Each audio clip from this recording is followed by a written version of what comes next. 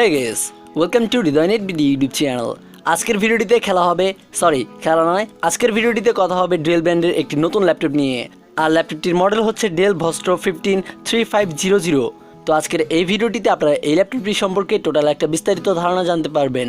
থাম্বনেলে তো দেখেছেনই, এই বাজেটের মধ্যে এই ল্যাপটপটিকে অলরাউন্ডার হিসেবে ধরা যায়। ল্যাপটপটিতে অনেক ভালো মানের একটা প্রসেসর রয়েছে, যেটি দিয়ে আপনারা এই ল্যাপটপটি খুব সুন্দরভাবে রান করতে পারবেন। তো যাই হোক, বিস্তারিত কথা বলবো ভিডিওটির আরেকটু পরে। তার আগে অবশ্যই ভিডিওটিতে একটি লাইক দিয়ে দিন, এবং আপনি যদি আমার চ্যানেলের নতুন দর্শক হয়ে থাকেন তাহলে অবশ্যই নিচে থাকা লাল সাবস্ক্রাইব বাটন আর পাশের বেল আইকনটি অবশ্যই বাজিয়ে দিবেন নতুন নতুন ভিডিওর আপডেট পেতে। তো চলুন শুরু করা যাক আজকের এই ভিডিওটি।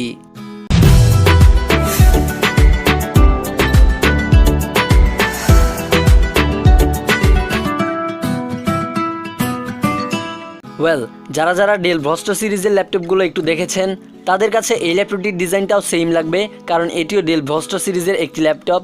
তো যারা নতুন তাদের জন্য বলছি, ল্যাপটপটির ডিজাইনটা হালকা পাতলা ভালোই রয়েছে।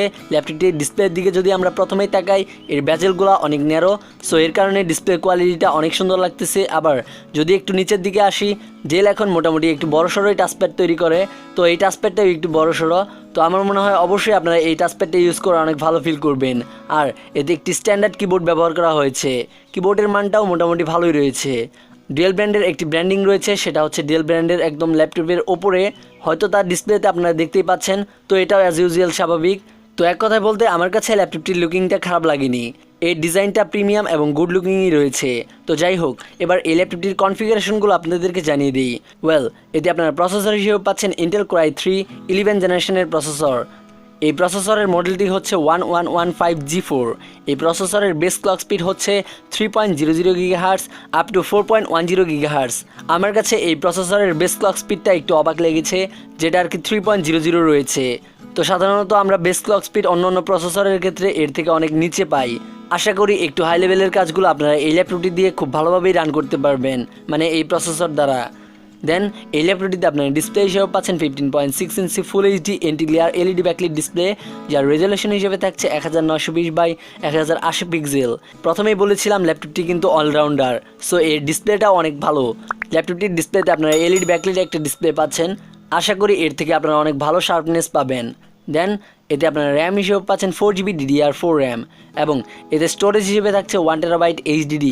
ল্যাপটপটিতে SSD স্টোরেজ ব্যবহার করেনি, তারপরেও যেহেতু ল্যাপটপটিতে অনেক ভালো মানের একটা প্রসেসর রয়েছে, এর কারণে ল্যাপটপটি আপনারা খুব দ্রুত ভালোভাবে রান করতে পারবেন। দেন ল্যাপটপটিতে আপনারা একটি গ্রাফিক্স কার্ড পাচ্ছেন, আর সেটি হচ্ছে ইন্টেল UHD গ্রাফিক্স, এবং এতে অপারেটিং সিস্টেম হিসেবে থাকছে FreeDOS।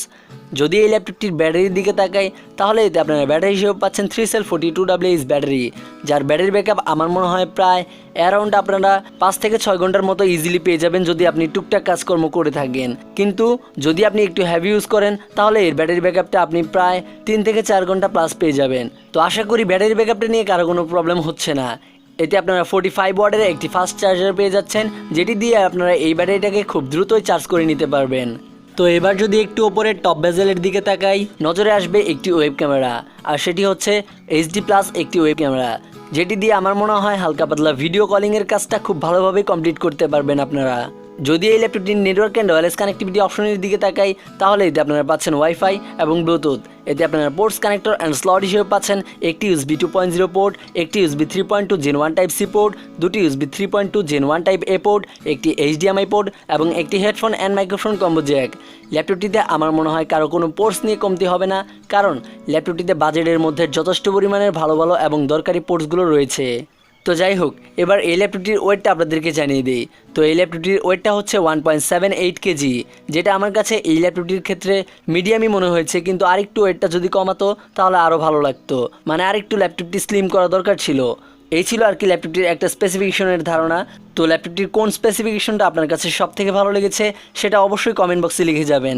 তো এবার আসি কিছু বিস্তারিত আলোচনায়। প্রথমেই বলবো এই ল্যাপটপটি দিয়ে আপনারা কোন কোন ধরনের কাজগুলো করতে পারবেন।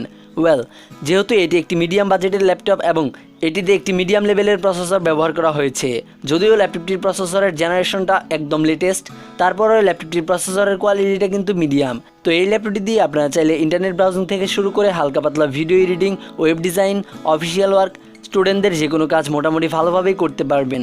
আর যে হালকা পাতলা মিডিয়াম লেভেলের কাজগুলো রয়েছে বাড়তি, সেগুলো আশা করা যায় এই ল্যাপটপটি দিয়ে আপনারা খুব ভালোভাবেই রান করতে পারবেন। কিন্তু হ্যাঁ, যদি আপনারা গ্রাফিক ডিজাইন এবং গেমিংয়ের জন্য এই ল্যাপটপটি চুজ করে থাকেন, তাহলে কিন্তু এই ল্যাপটপটি আপনার জন্য মোটেও ভালো হবে না, কারণ অত হাই লেভেলের কাজগুলো আপনারা এই ল্যাপটপটি দিয়ে রান করাতে পারবেন না। তো যাই হোক, আশা করি এইসব ইউজারদের জন্য এই ল্যাপটপটি অনেক ভালো হবে। তো এবার আসি এর প্রাইস নিয়ে। তো বর্তমান বাজারে বাংলাদেশে এর প্রাইসটা হচ্ছে 50,500 টাকার আশেপাশে। তো এই বাজেটের মধ্যে ল্যাপটপটি আপনাদের কাছে কেমন লেগেছে তা অবশ্যই আমাকে কমেন্ট বক্সে কমেন্ট করে লিখে যাবেন। তো এই ছিল আজকের ভিডিওটি ভালো লাগলে অবশ্যই একটি লাইক করবেন, চাইলে আপনার বন্ধুবান্ধবদের সাথে ভিডিওটি শেয়ার করতে পারেন এবং আমার চ্যানেলে সাবস্ক্রাইব তো মাস্ট, আর সাবস্ক্রাইব করে পাশের বেল আইকনটি অবশ্যই বাজিয়ে দেবেন নতুন নতুন ভিডিওর আপডেট পেতে। That's it, thanks for watching this video.